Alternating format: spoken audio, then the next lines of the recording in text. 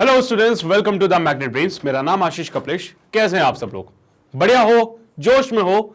So yes, आज हम शुरू करेंगे हमारा ऑब्जेक्टिव नंबर 2 एंड इससे पहले ऑब्जेक्टिव 1 कंप्लीट हो चुका है। सो वीडियो नहीं देखा है तो जरूर देखो। ओके, वेल ऑब्जेक्टिव 2 के बारे में कुछ बातें बता देता हूं कि in case of this objective 2 हमारे पास एक से ज्यादा करेक्ट ऑप्शंस हो सकते हैं, तो हर एक ऑप्शन को हमें चेक करना पड़ेगा यहां पर। ठीक है, सो शुरू करते हैं विद द फर्स्ट क्वेश्चन। तैयार हो तुम लोग? मेरा मतलब पेन और पेपर तो है ना तुम्हारे पास? नहीं है तो जल्दी से लेके आओ, बिकॉज हर क्वेश्चन को पॉज करके ट्राई जरूर करना है। राइट, चलिए भाई। सो शुरू करते हैं पहले सवाल से। बोला गया पिक द करेक्ट ऑप्शंस। पहले बोल दिया उसने ऑप्शंस। ठीक है, सो पहला ऑप्शन हमारा बोलता है the magnetic field is produced by the electric charges only.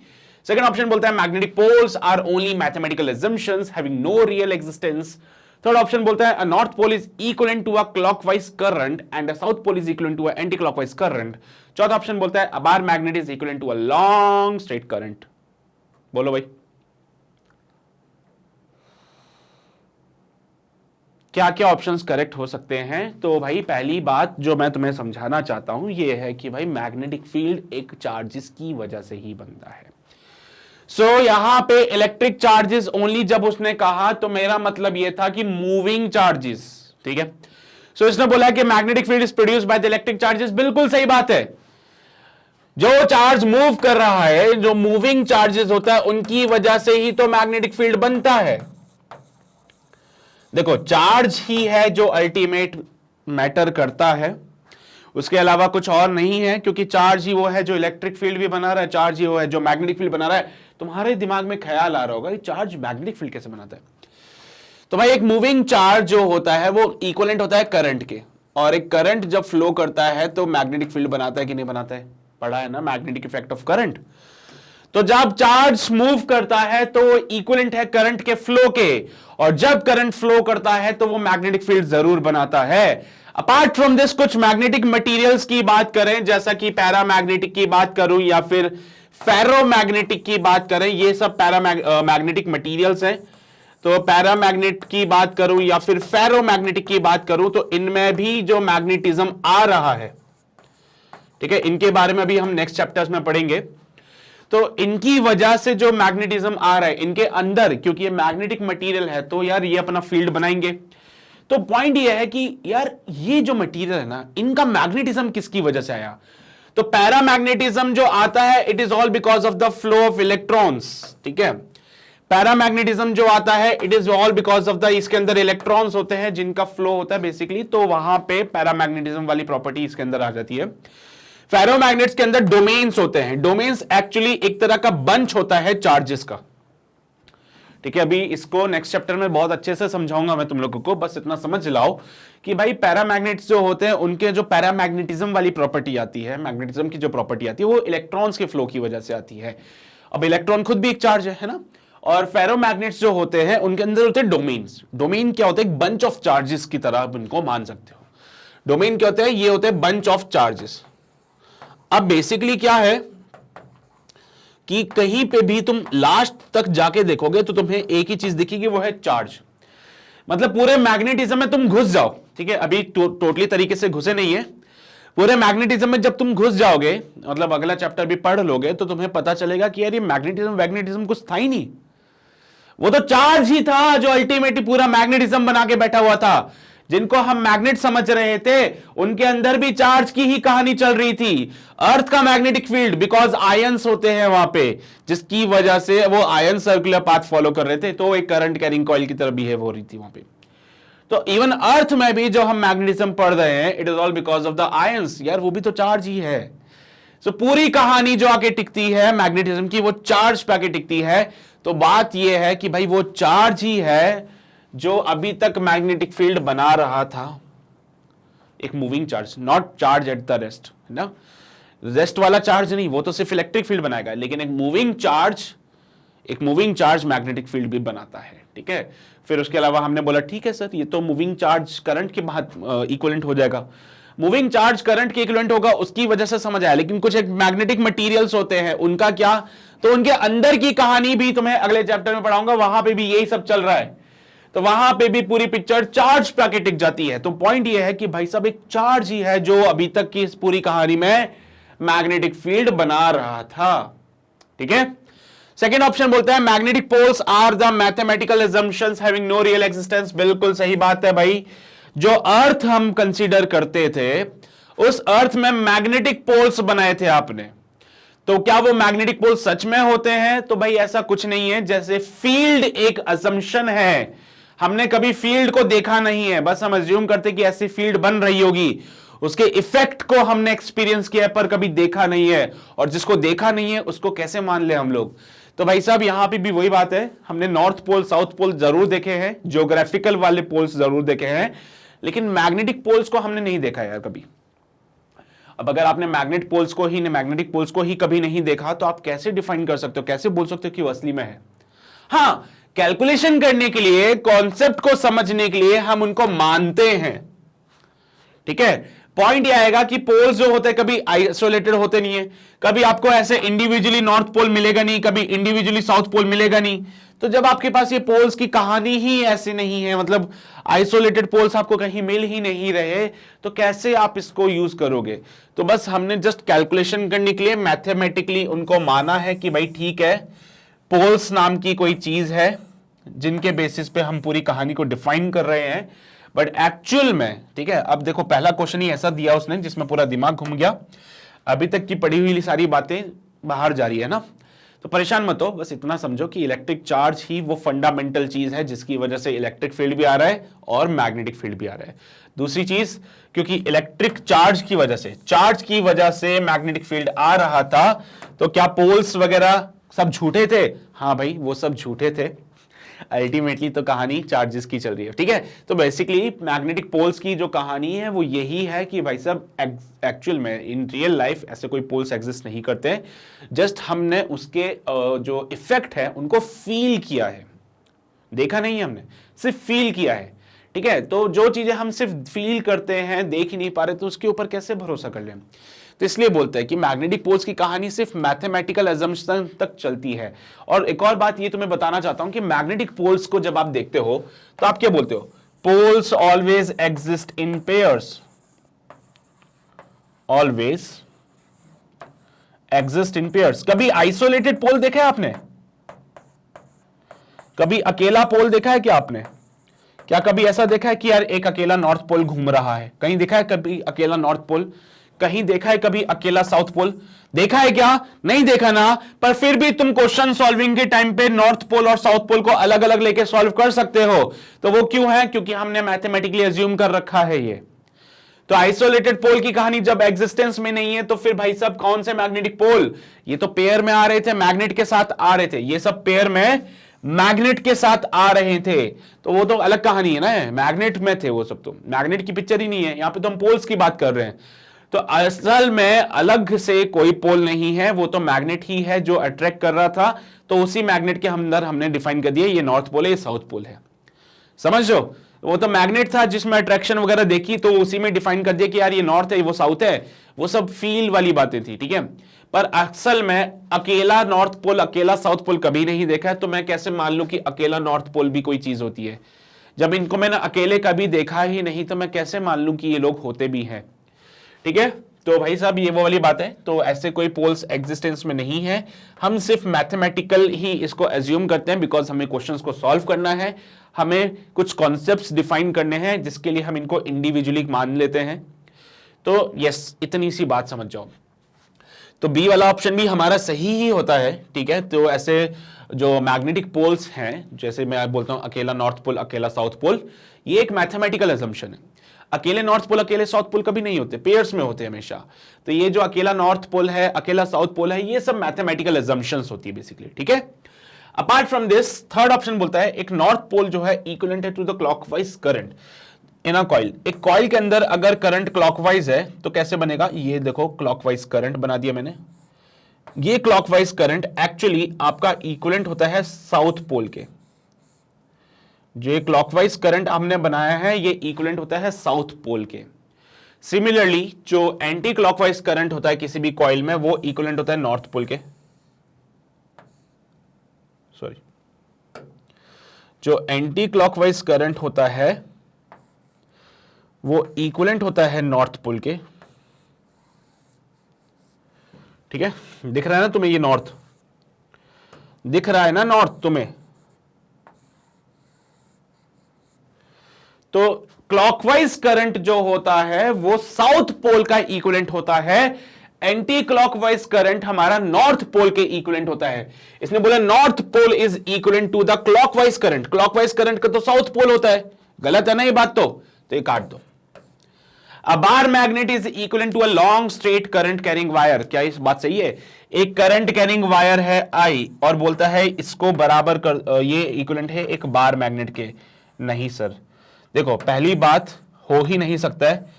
क्यों नहीं हो सकता है उसका भी मैं तुम्हें एग्जांपल दे देता हूं, क्योंकि किसी भी बार मैग्नेट से जब आप फील्ड को डिफाइन करते थे तो it will be like this.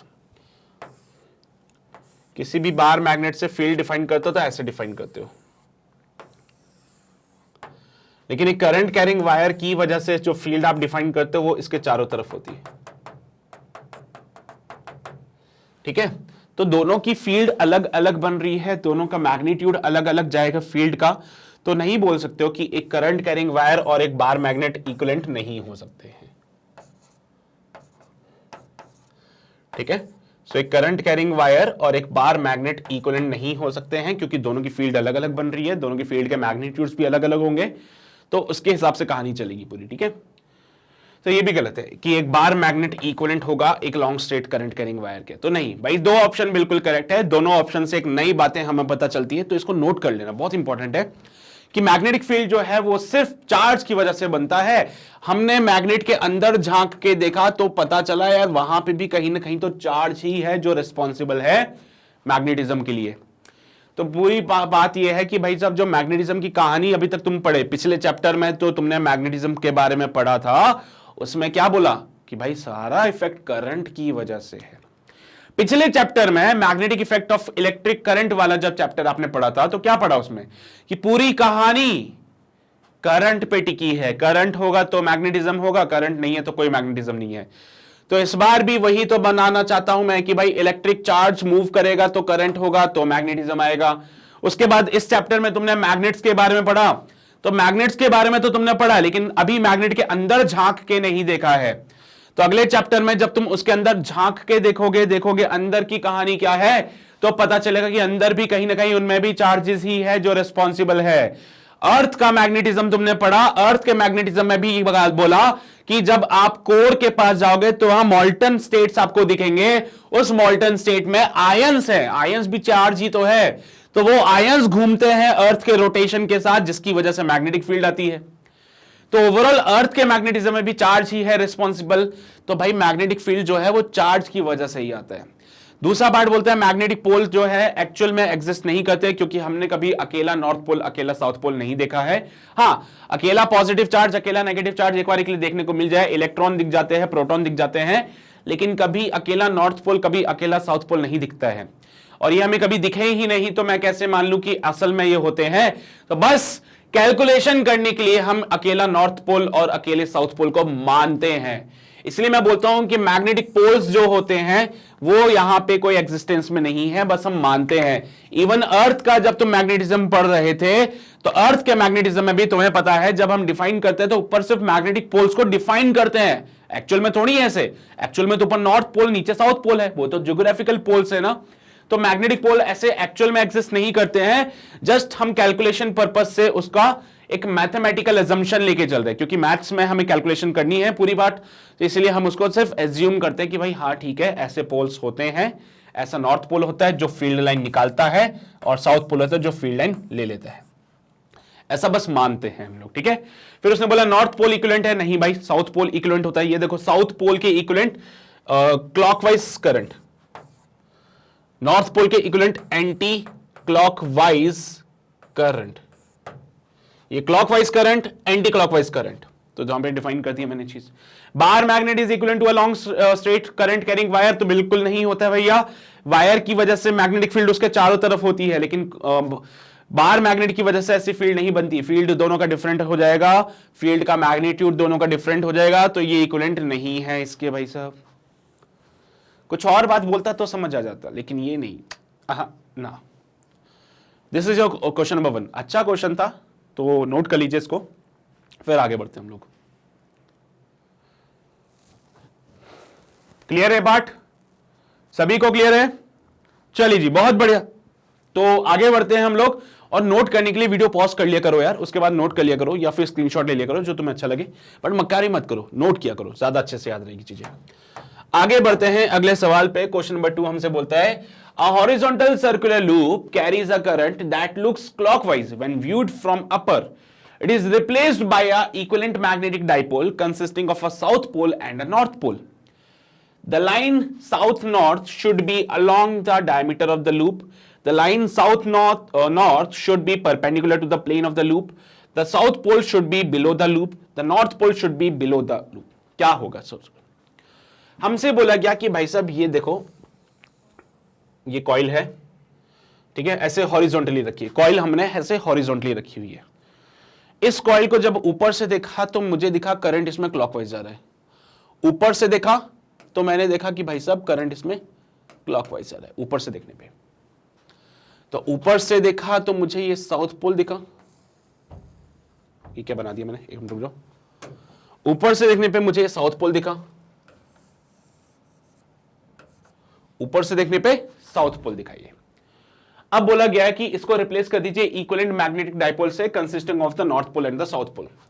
यार ऊपर से क्लॉकवाइज है, करंट कैसे घुमाया, मैग्नेटिक फील्ड नीचे की तरफ आ रहा है इसकी वजह से सेंटर पे, ठीक है। सो यहां पे एक रख देता हूं नॉर्थ पोल, एक मैं रख देता हूं साउथ पोल। डाइपोल रखा है मैंने यहाँ पे, ठीक है, ये मैंने एक डाइपोल रखा है। डाइपोल कभी कभार मैग्नेट की तरह काम कर लेता है, लेकिन मैग्नेट डाइपोल की तरह काम नहीं करता है, तो दोनों के पिक्चर अलग अलग है। ये डाइपोल मैंने रख दिया यहां पे, इसका इक्विवेलेंट मैंने डाइपोल रखा है यहां पे, इसको हटा के यहां पे ऐसे डाइपोल रख दिया है। तो बोल रहे हैं जो साउथ नॉर्थ की लाइन जो है वो कैसी होगी, क्या वो इस कॉइल के परपेंडिकुलर होगी या फिर इस कॉइल के डायमीटर के अलोंग होगी, बताओ तो जरा। तो ये जो लाइन साउथ नॉर्थ वाली है वो इस कॉइल के परपेंडिकुलर हो रही है, क्योंकि इस कॉइल को यहां से ऐसे देखो, मैं दूसरी कलर से बनाता हूं, इस लाइन को ब्लैक कलर से बना लेते हैं। साउथ नॉर्थ वाली जो लाइन है वो ये जा रही है और ये इस कॉइल के, देखा तुमने, परपेंडिकुलर है। तो साउथ नॉर्थ वाली जो लाइन है वो परपेंडिकुलर है कॉइल के, पहली बात तो क्लियर होगी। लूप है, सॉरी कॉइल नहीं है, लूप है। The south pole should be below the loop, क्या ये बात सही है? नहीं सर, ऊपर से देखा तो करंट क्लॉकवाइज दिखा, ऊपर से देखा तो करंट क्लॉकवाइज दिखा, नीचे से देखूंगा ना तो करंट मुझे एंटी क्लॉकवाइज दिखेगा। ऊपर से देखने पे करंट क्लॉकवाइज दिखा, नीचे से देखने पे एंटी क्लॉकवाइज दिखता है। क्लॉकवाइज में बनता है साउथ पोल, एंटी क्लॉकवाइज में बनता है नॉर्थ पोल। अभी मैंने बना के बताया था तुम लोगों को। तो जो साउथ पोल है वो ऊपर होगा, नॉर्थ पोल जो है वो नीचे होगा। तो डी ऑप्शन बिल्कुल सही आ रहा है। ऊपर की तरफ बनेगा साउथ पोल, नीचे की तरफ बनेगा नॉर्थ पोल, बिकॉज ऊपर से देखने पे करंट क्लॉकवाइज है, नीचे से देखने पे एंटी क्लॉकवाइज है। अगर इसका फील लेना है तो सबसे बेस्ट तरीका है, एक पेपर के ऊपर सर्कल बनाओ, पेपर के ऊपर सर्कल बना लो और यहां पे ऊपर करंट को क्लॉकवाइज बना दो। अब उस पेपर को ऊपर ऐसे रखो और नीचे से देखो, एंटी क्लॉकवाइज दिखेगा। समझ लो बात को तुम लोग। क्या करना है, एक पेपर ले लो, पेपर के ऊपर एक सर्कुलर कॉइल बना लो और उसमें करंट को क्लॉकवाइज बनाओ। ऊपर से देखने पे वो क्लॉकवाइज है, अब इस पेपर को ऐसे ऊपर रखो और देखो तो वो तुम्हें एंटी क्लॉकवाइज दिखेगा। फील आ जाएगा इसका खुद ब खुद ही, ट्राई करके देख लो भले से, ठीक है। सो यहां पे दो ऑप्शन हमारे बिल्कुल करेक्ट है, बी और डी। बी बोलता है जो लाइन एसएन है वो कॉइल के जो लूप के परपेंडिकुलर है और जो नॉर्थ पोल है वो बिलो द लूप बनेगा। नॉर्थ पोल लूप के नीचे बनेगा, साउथ पोल लूप के ऊपर की तरफ से बनेगा।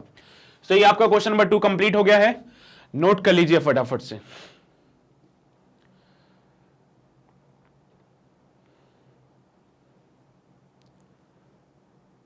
हो गया नोट, बढ़े आगे, चलिए जी। सो आगे बढ़ते हैं, क्वेश्चन नंबर 3 पे आते हैं। हमारा क्वेश्चन नंबर 3 क्या बोलता है, consider a magnetic dipole kept in the north to south direction. Let's say P1 P2 Q1 Q2 be the 4 points at the same distance from the dipole towards the north, south, east and west of the dipole respectively. The direction of the magnetic field due to the dipole are the same at. तो एक dipole है जिसको आपने north south direction में रखा है। तो मान लीजिए डाइपोल को मैं ऐसे रख देता हूं, ये साउथ ये नॉर्थ, ये डाइपोल रख दिया मैंने से। डायरेक्शन तुम्हें पता है क्या लेते हैं हम लोग, कन्वेंशनली डायरेक्शन जो फॉलो करते हुए चलते हैं। अकॉर्डिंग टू दैट डायरेक्शन यहां पे जो बनेगा मैं बना देता हूं साइड में, यहां पे ईस्ट होता है, इधर की तरफ वेस्ट होता है, यहां पे नॉर्थ होता है और ये साउथ होता है, ठीक है। तो मैं थोड़ा छोटा बनाता हूं साइन को, east west north south. Dipole को आपने नॉर्थ साउथ के डायरेक्शन में रखा है, ठीक है, डाइपोल को आपने नॉर्थ साउथ के डायरेक्शन में रखा है, ये डाइपोल है, वो डायरेक्शन है, ये डाइपोल है, कंफ्यूज मत होना। अब आपने पॉइंट पी को रखा है किसमें, नॉर्थ की तरफ, तो ये रहा तुम्हारा पॉइंट P1। P2 को रखा है साउथ में, तो ये रहा तुम्हारा पॉइंट P2। बट ध्यान रखना इक्वल डिस्टेंस पे, अगर इसका डिस्टेंस x है तो इसका डिस्टेंस भी तुम्हारा x होगा। फिर Q1 को रखा है तुमने ईस्ट में, तो Q1 यहां पे आ जाएगा। अब ध्यान रखो सेम डिस्टेंस पे होना चाहिए, और Q2 तुम्हारा यहां पे वेस्ट में आ जाएगा, and it will be of the same distance. तो P1 P2 Q1 Q2 same same distance पे रखे हैं मैंने। तो बोला गया है कि भाई बताना direction of the magnetic field due to the dipole are same at, कौन कौन से पॉइंट पे direction of the magnetic field same होगा। चलिए जी मैग्नेटिक फील्ड बनाते हैं। साउथ से मैग्नेटिक फील्ड निकलता है, सॉरी नॉर्थ से मैग्नेटिक फील्ड निकलता है, साउथ पे एंटर करता है, यहां से घूम के वो जाएगा ऐसे, यहां से घूम के जाएगा वो ऐसे, और इधर आएगा ऐसे, ठीक है। सो बेसिकली मैं ये एक बात समझ गया कि नॉर्थ से तो फील्ड लाइंस निकलती है, साउथ पे फील्ड लाइंस जाती है, और नॉर्थ से फील्ड लाइंस निकल के जब साउथ पे जा रही थी तो वो उनका डायरेक्शन कैसे होगा वो मैंने तुम्हें बता दिया है। थोड़ा फील आ ही गया होगा, रुको थोड़ा सा अच्छे से बोलो।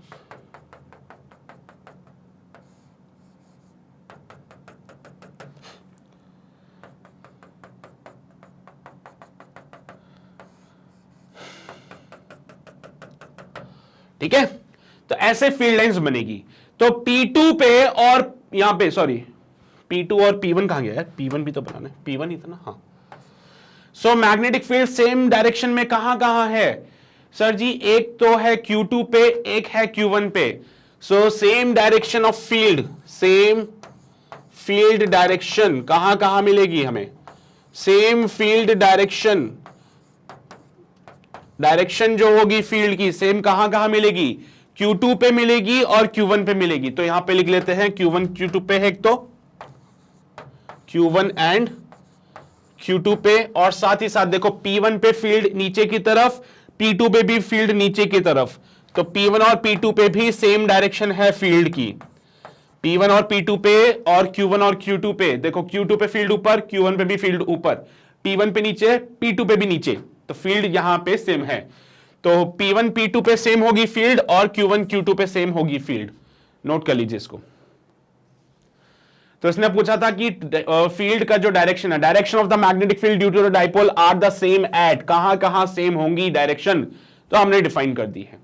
ठीक है, नोट कर लीजिए क्वेश्चन नंबर 3 को, कर लिया नोट, बढ़े आगे। Okay, so question number 3 clear हो गया ना तुम्हें, सेम डायरेक्शन कहां होती है। अब अगला सवाल तुमसे पूछता है कि अपोजिट डायरेक्शन कहां होती है। Consider the situation of the previous problem, the direction of the magnetic field due to the dipole are opposite at, तो अपोजिट कहां पे होगी, चलो बताओ अपोजिट कहां पे होगी। इस बार उसने पूछा है अपोजिट कहां होगी, तो अपोजिट फील्ड कहां कहां मिल सकती है, सोचो जरा। एक तो P1 पे और Q1 पे अपोजिट है, Q2 पे और P2 पे अपोजिट है। तो एक तो Q2 वाला पॉइंट ऐसा है जहां पे फील्ड और P2 वाले पॉइंट पे फील्ड अपोजिट है, P1 वाले पॉइंट पे और Q1 वाले पॉइंट पे जो फील्ड है वो अपोजिट है। देख लो भाई, Q2 पे ऊपर है, P2 पे नीचे है, या फिर Q2 और P1 भी हो सकता है, P2 और Q1 भी हो सकता है, ठीक है, तो कुछ भी हो सकता है। तो एक तो देख लो, या तो चेक करो Q2 P1 को या फिर चेक करो Q2 P2 को। सो Q2 P1 है क्या, Q2 P1 है क्या, नहीं है, Q2 P2 है, नोट कर दिया। Q2 और P2, ठीक है सर, ये मिल गया। Q2 P1 है क्या, देखो Q2 P1, P1 के साथ P2 है, Q2 के साथ नहीं है, नहीं, ठीक है, ये नहीं है। फिर ऑप्शन है Q1 P1, क्या Q1 P1 है क्या कहीं पे, Q1 P1 हाँ है सर। फिर Q1 और P2 अपोजिट डायरेक्शन में फील्ड इनकी भी है, पर Q1 और P2 कहीं ऑप्शन में दिख रहा है, Q1 और P2 नहीं दिख रहे सर। तो हमारा C और D ऑप्शन यहां पे करेक्ट हो जाएगा, जिसमें जो फील्ड है वो अपोजिट डायरेक्शन की हो जाएगी। तो यहां पे लिखेंगे अपोजिट फील्ड डायरेक्शन कहां कहां होगी, तो वो हो जाएगी एक तो P1 एंड Q1 पे, और एक हो जाएगी P1 Q1 पे हो गया, और एक हो जाएगा P2 Q2 पे, P2 एंड Q2 पे। एक तो होगी P1 Q1 पे, एक होगी P2 Q2 पे। तो ये आपका क्वेश्चन नंबर 4 भी कंप्लीट हो गया। समझ आई बातें? क्लियर है ना? सब कुछ सिंपल है, कहानी बहुत ज्यादा। सो भाई सिचुएशन के हिसाब से तुमने देख लिया, सब कुछ नोट कर लो फटाफट से, फिर आगे बढ़ते हैं हम लोग। पहले वाले क्वेश्चन में आपको सेम डायरेक्शन बतानी थी, इस बार फील्ड की डायरेक्शन अपोजिट कहां कहां होगी वो बतानी थी, दोनों हमने बता दिए और हमारा क्वेश्चन नंबर 4 कंप्लीट हो गया। ठीक है, ये डाइपोल होता है, डाइपोल के अंदर फील्ड लाइंस नहीं चलती है, बाहर बाहर ही चलेगी कहानी जो भी चलेगी। ठीक है, क्लियर है सभी को ना? बढ़े आगे, आ जाओ आगे बढ़ते हैं। सो आगे बढ़ते हैं, अगला सवाल देखते हैं। बोला गया to measure the magnetic moment for a bar magnet. किसी भी बार मैग्नेट का अगर आपको मैग्नेटिक मोमेंट मेजर करना है तो आप क्या क्या यूज कर सकते हो? टेंजेंट गैल्वेनोमीटर से कभी मैग्नेटिक मोमेंट नहीं बता सकते हो आप लोग। ठीक है, क्योंकि किसी भी बार मैग्नेट के मैग्नेटिक मोमेंट फाइंड करने के लिए आपको पोल का स्ट्रेंथ चाहिए होगा और पोल्स के बीच का सेपरेशन चाहिए होगा। सो टेंजेंट गैल्वेनोमीटर से वो तो काम हो नहीं सकता है। और अपार्ट फ्रॉम दिस, अगर आपको एक बार मैग्नेट की वजह से वो सब चीजें चाहिए, सो आई थिंक जो होना चाहिए, एक तो मैग्नेटोमीटर से काम हो सकता है, बिकॉज इसके फॉर्मूले में हमारे पास पोल स्ट्रेंथ आ जाए, शायद मैग्नेटिक मोमेंट निकलता है ना इससे, इसके फॉर्मूले में मैग्नेटिक मोमेंट आता है, तो ऑसिलेशन मैग्नेटोमीटर से तो हमें पता चल जाएगा। Apart from this deflection galvanometer से, अगर अर्थ का हॉरिजॉन्टल फील्ड पता है तो गैल्वेनोमीटर से, डिफ्लेक्शन गैल्वेनोमीटर से भी हम इसको फाइंड आउट कर सकते हैं वैसे तो। ठीक है, both deflection and oscillation magnetometer. ठीक है, देखो मैग्नेटोमीटर से तो काम हो ही जाएगा, मैग्नेटोमीटर से तो काम हो ही जाएगा तुम्हारा। गैल्वेनोमीटर से भी तुम अर्थ का हॉरिजॉन्टल मैग्नेटिक फील्ड अगर पता है तो तुम ये चीज बता सकते हो। देखो मैग्नेटोमीटर का अगर तुम बात करो, डिफ्लेक्शन मैग्नेटोमीटर की बात करो या फिर ऑसिलेशन मैग्नेटोमीटर की बात करो, उसमें मैग्नेटिक मोमेंट कहीं ना कहीं आता ही है। तो इनके फॉर्मुलेज अगर तुम्हें पता है तो यू नो बेटर कि इनमें मैग्नेटिक मोमेंट आएगा ही सही कहीं ना कहीं, और अगर मैग्नेटिक मोमेंट कहीं आता है तो डेफिनेटली तुम लोग उसका मैग्नेटिक मोमेंट वहां से फाइंड आउट कर सकते हो। ठीक है ना, पक्का? तो यहाँ पे आई थिंक इसका B, C and D are the correct option. A वाला नहीं, टेंजेंट गैल्वेनोमीटर के फॉर्मूले में कहीं पे भी, अरे टेंजेंट गैल्वेनोमीटर के फॉर्मूले में कहीं पे आता है क्या कुछ? कहीं पे भी मैग्नेटिक मोमेंट आया क्या? नहीं है ना। I equals to K tan theta में कहीं भी दिखता है? तुम्हें नहीं दिखता है, लेकिन ऑसिलेशन मैग्नेटोमीटर में दिखता है। साथ ही साथ अगर मैं डिफ्लेक्शन मैग्नेटोमीटर की बात करूं तो वहां पे भी मैग्नेटिक मोमेंट आएगा, और डेफिनेटली यहां पे डिफ्लेक्शन गैल्वेनोमीटर से भी आप ये चीज बता सकते हो, बस आपको अर्थ का मैग्नेटिक फील्ड पता होना चाहिए। ठीक है जी, पक्का? बढ़े आगे। ओके, सो ये हमारा क्वेश्चन नंबर 5 कंप्लीट हो गया है, और क्वेश्चन नंबर 5 कंप्लीट करने के बाद आई थिंक तुम्हें सारी बातें समझ आई है।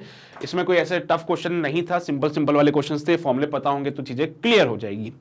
Okay, so that's all for today's class. I think तुम्हें क्लियर हो गई सारी बातें। फिर भी किसी वीडियो में अगर कोई डाउट होता है, किसी भी क्वेश्चन में कोई डाउट आता है, तो वीडियो दोबारा देखो। दोबारा देखने के लिए you can join us on the website, क्योंकि वेबसाइट पे सारी वीडियोस अवेलेबल है और एक अरेंज फॉर्मेट में हमने पूरा प्लेलिस्ट बना के रखा है। ये आपका बहुत ज्यादा बेनिफिशियल है, क्योंकि आपका बहुत टाइम इसमें बचेगा, एंड उस टाइम का यूटिलाइजेशन आप एक्स्ट्रा प्रैक्टिस करने में लगा सकते हो, राइट? सो ये काम आप कर सकते हो if you join us on the website. Apart from this, अगर आप यूट्यूब को कंटिन्यू करते हो, सो मेक श्योर आप चैनल को सब्सक्राइब कर लेना, बेल आइकन को दबा लेना, सो दैट कोई भी नोटिफिकेशन आप मिस ना कर पाए, right? And yes, one more thing कि आपको सेशन को शेयर करना है to the maximum number of students, so that हर उस बच्चे तक ये क्वालिटी ऑफ एजुकेशन पहुंच सके जो तुम लोगों को मिल रही है। ओके, एंड फिजिक्स के क्वेश्चंस बन रहे हैं ना, फील आ रहा है ना, तो सेशन को लाइक भी जरूर करो यार। ठीक है, तो अगर ये सारी चीजें हो रही है तो जल्दी से 3 काम कर दीजिए फटाफट से, एंड फिर बाकी की बातें हम करेंगे हमारे अगले सेशन में। तब तक अपना ध्यान रखो, पढ़ाई करते रहो। All the very best.